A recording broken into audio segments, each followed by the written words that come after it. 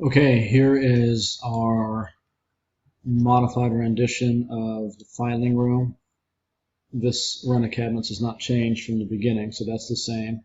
John and I were talking today about the recycle bin here. I added 8 inches to this, so we're now 48 tall. These doors, obviously bifold doors for the recycling bin to sit in there with the lid open. And we can, this is an opening here. You can just throw material in there directly into it. Because if we put that in there with doors on it, nobody's gonna use it. It's gonna be a nightmare to use. Or one option is instead of that open slot like that, is to just put a top on here with a hole in it. But this way, they could use the top or put a countertop in there. So this right now, that opening is we are about 6 inches, 6-inch big opening for that space there. And on the opposite side of that filing wall, this bank of cabinets, again, that hasn't changed. Merchant's office, talking with John today. This is now 2 feet bigger, so we're 187 inches. I added 2 feet with that. And again, these are just to get us all on the same page with what they want.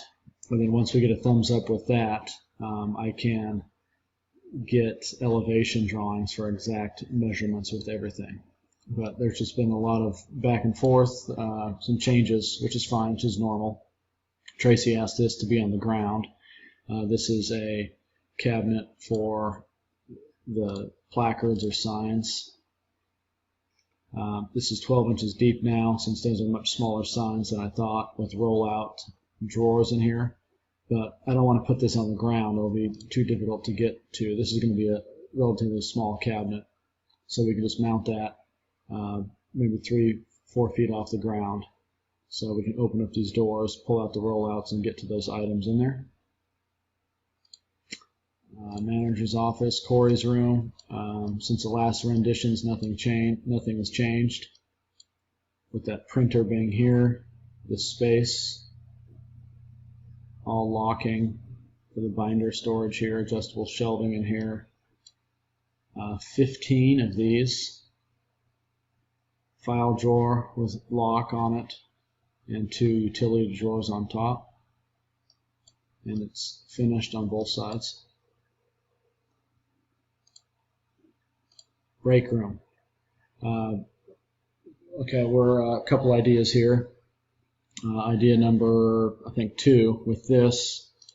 The latest version is with the shoe cubbies being right here, which works. The only issue with this is we really don't have any countertop space that's not underneath the microwave. We don't have any countertop space, period. So just something to think about. That's a question for Rochelle. Obviously, these are going to be busy spots with people heating up lunches. This is our trash bin here. There'll be a hole in the top of this countertop. Our sink, the water storage here, which doesn't include me, but this is our shoe cubby space here. So these are 24 deep. These are 12 deep. These are 12 deep. And if we look, if we look at it on the elevation view, I mean, there's just these open up and a bunch of cubbies in here to hold. Each one of these would do a pair of shoes. So there's, I think these are 50 each pairs of shoes. And then this is the, there's no toe kick here. These doors open up, so these can be wheelchair accessible. Under the sink here, drawers, doors underneath that, adjustable shelving. This is all 34 inches tall, ADA compliant. And that is all that we have. So Tracy, John, take a look at this. Let me know, or show this to Rochelle. And if there's any changes, let me know. I can get to them. If not, I will get some renditions like this so John can see exact sizes of everything. All right, thanks guys.